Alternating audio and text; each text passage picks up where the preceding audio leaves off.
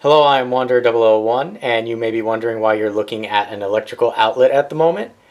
Well, I've been doing a lot of work around my house lately, and I've noticed that coming from the outlets that are facing exterior walls, I can feel a draft coming through, and well, kind of want to insulate my house a little better. So one of the quick and cheap ways to do that is to insulate your electrical outlet a little bit. What do I mean by that? Well, I'll show you. If you look, if you're familiar with an electrical outlet, you can kind of just ignore this part, but you've got your basic electrical outlet, you have your inputs, but all these are just empty air. Not technically, but for this purposes.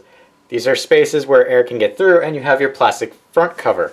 Now, all that's behind the plastic front cover here, front plate I should say,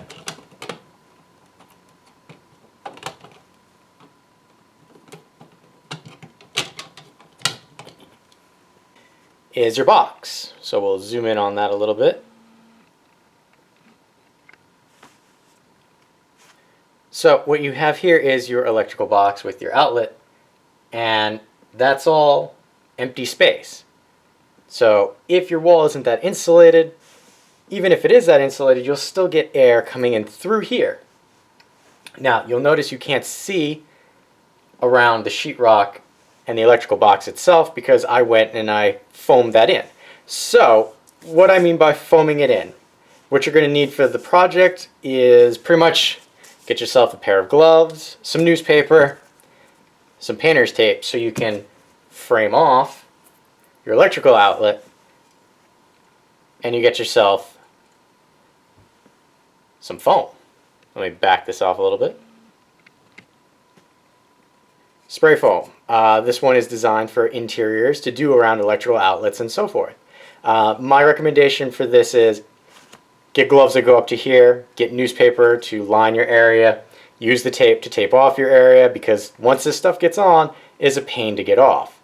Also, make this a weekend project and do all the outlets in your house, because I did all the outlets, but I still have some left in the can here. However, even though I capped it off, it's useless. It's hardened and I can't get anything out of this anymore. So what you do is you spray along the exterior of the outlet where there's a gap between it and the sheetrock, and you let it sit there. It foams out a little bit to close up the gaps even better, and then hardens. After it hardens, you cut it down, and you can sand it down, paint it if you get that particular type, and you'll seal off between the sheetrock and the box itself. So that's step one, or one, depending on how you want to look at it. Step two is your faceplate. Your faceplate is just a thin piece of plastic, which you can get in the insulation aisle at any of your major box stores or your home hardware store. This is a little piece of foam, insulation. You pop out these little center pieces so that you're left with the part that will sit flushly over your outlets. So what that's doing is that space in the box itself, it's covering up. Now, don't throw away the little pieces that you push out. What you're going to want to do after you put the faceplate back on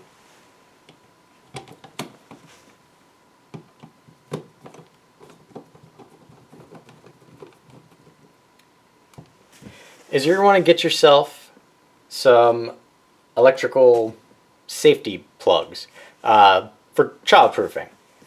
You can get one of two types. I recommend this type here, which kind of has a ridge around it, as opposed to just the straight flat ones. Both will do, because what you're going to do is you'll plug this into any outlet that you're not using, and it will close the gap up on the front, so that'll totally seal off any draft that you might be getting in. Now, the reason I suggest go with this type that has a lip around it, this portion here that you pushed out, if you use the one that has a lip, you just slide it on and it acts as a little extra layer of insulation.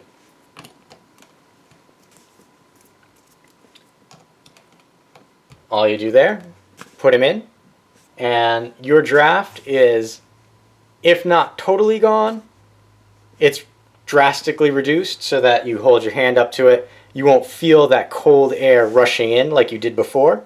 And really, even though I did a lot of talking and demonstrating, minus the waiting that you'd have to do for this to dry, all of a 5-minute project, you just do it to all the outlets in your house.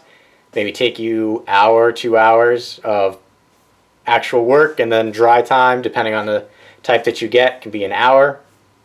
And for that, you'll save yourself a little energy cost, as well as help keep your room slightly warmer instead of having that draft come in. I've been Wander001, and like I said, this was just, I've been doing a lot of work on my house, so I figured I would share one of the things that I've been doing to try and help increase my energy efficiency.